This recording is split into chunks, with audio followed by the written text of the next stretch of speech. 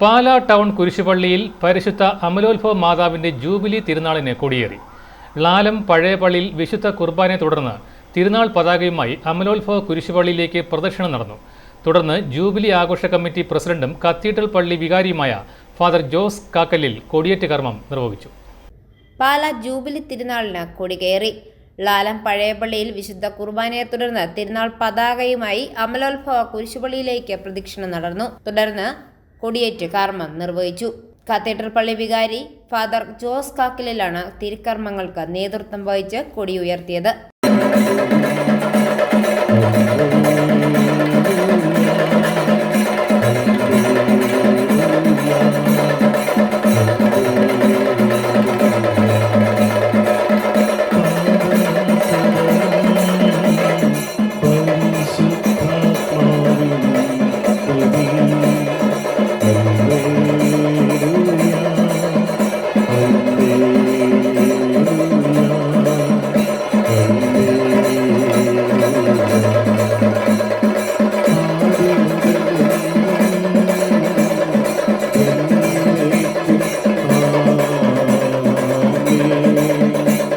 ലാലം പഴയപള്ളി വികാരി father Joseph തടത്തിൽ, ലാലം പുത്തൻപള്ളി വികാരി father George Moolachalil, father Joseph Alencherry, father Joby Kunnakkattu, father Antony Nangaparambil, കൈക്കാരന്മാരായ രാജേഷ് പാറയിൽ, അലക്സാണ്ടർ മുളയ്ക്കൽ, ടോമി പാനയിൽ തുടങ്ങിയവരും സംബന്ധിച്ചു. ഡിസംബർ 6 വരെ എല്ലാ ദിവസവും രാവിലെ 5:30 വൈകിട്ട് 6 വിശുദ്ധ കുർബാന ഉണ്ടായിരിക്കും. ഡിസംബർ 7 രാവിലെ 11 മണിക്ക് തിരുസ്വരൂപം പന്തലിൽ പ്രതിഷ്ഠിക്കും. ഞായറാഴ്ച രാത്രി ടൗൺ ചുറ്റിയുള്ള ആഘോഷമായ പ്രദക്ഷിണവും നടക്കും. ഡിസംബർ 8 പ്രധാന തിരുനാൾ.